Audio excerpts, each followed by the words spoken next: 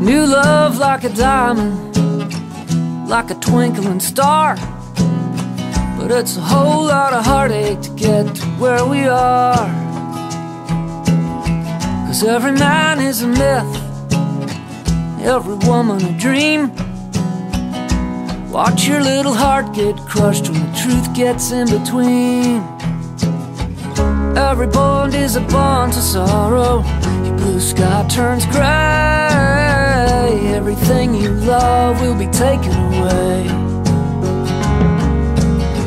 Cry for your mama, cry for your dad, cry for everything you know they never had. So that was Cry from the album, Slaid Cleeves' brand new album, Everything You Love Will Be Taken Away. And, well, not taken away, you're right here with us. Here and now, Slaid Cleeves. On the Medicine Show, and Slaid, you're in Inverness at Hootenanny's this evening. Just for one night, yeah. Yeah, for one night only, as they say on the old Hank Williams posters. First time this far north? Indeed. Yeah, although you've been to Aberdeen a few times, I haven't noticed. Just once, I think. But you did a television thing in Aberdeen. Oh, that's right, that's right. Yeah. The friend of mine, Richard Bull, was organising, I remember a long that. time ago. That's getting back now, eh? 5, 6 years or so. At least, yeah. At least, maybe. So, yeah, how's it all been going? The album would say fine.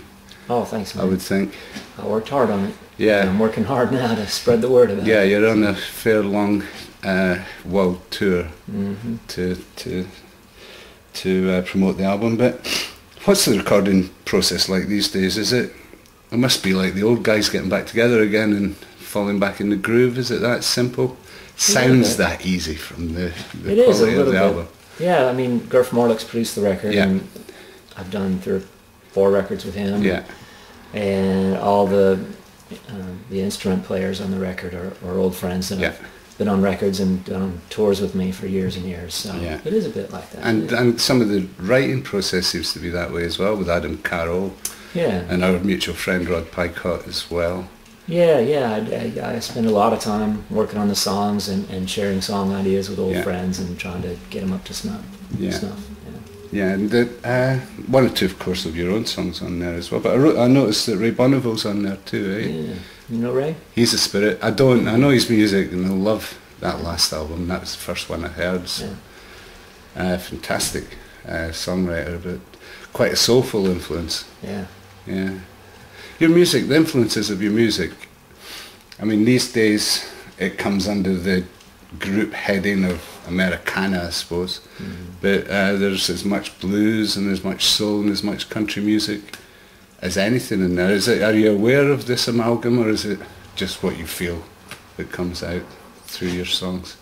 Oh, I think if you look at this, if you study American musical history, you'll see that different threads of music are always coming together and making new things, and every if you look at the lineage of the influences that I grew up with, you know, it all it mixes up in between blues and folk and country, and that's why they call it Americana, I think, because it's a real hybrid kind of mongrel kind of mix-up of influences of over you know the last 50, 60 years, as opposed to the sort of more commercial pop music that you know is very mainstream. Yeah, well, you could put country music generally in that bracket these days, more commercial country, pop music. Yeah.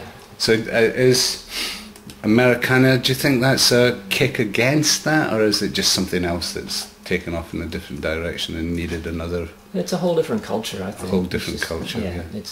I think some Americana people are a little, they get anxious about how Nashville country appropriates certain country influences, but sort of puts a gloss and a sheen on them that is abhorrent to, you know, purists. So you can have discussions about this. Into the wee hours. Really, isn't it? Yeah. It is somewhat, but at bottom, even though there are some shared influences between my music and Nashville country music, like I said, there's a whole different culture about how that music is made and how it's marketed and how it's packaged. And Yeah. I like to think of it as the difference between me and Nashville. The difference between Americana and Nashville country music is Americana is a local family restaurant, and Nashville is McDonald's. I mean, Yeah. it's world domination music. Yeah, it's a nice analogy. From your own perspective, being from a country influence, but also from a country area in Maine, and then moving, as you did with your music, to Austin, Texas, it would seem to be at about the right time for your own development, your own music to come through. Yeah. That was the plan, yeah. Yeah. The town that I was living in, Portland, Maine, is a nice little town, about the size of Inverness, and a great little town to live in and start a career, but you can't really build a career out of a town that size. You need to go to a music town to build a more regional or national career. And you've certainly seen the town build as well. How long have you been in Austin, Texas now? It's coming up on 18 years, actually. For 20 years. So you certainly have seen the difference in the town over those years. It's been a boom town most of that time. So I've seen it grow. I've seen it become more expensive. Harder to get around in. Yeah. Lots more traffic. But there's a continued influx of music. And it seems to be growing on the vein of music, really. Yeah.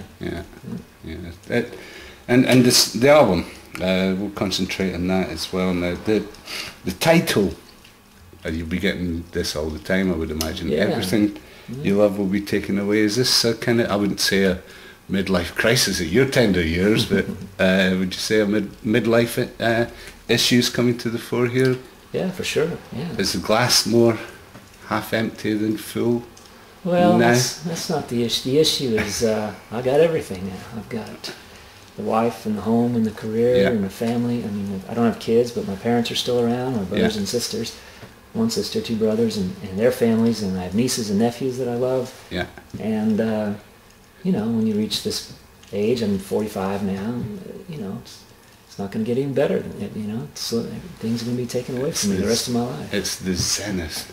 It's the what? Yeah, it's the zenith. It could be, I know I have faith that good things will happen in the next couple of decades, but you can have faith in that, but there's certainty that things will be taken away from you in the next couple of decades, for sure.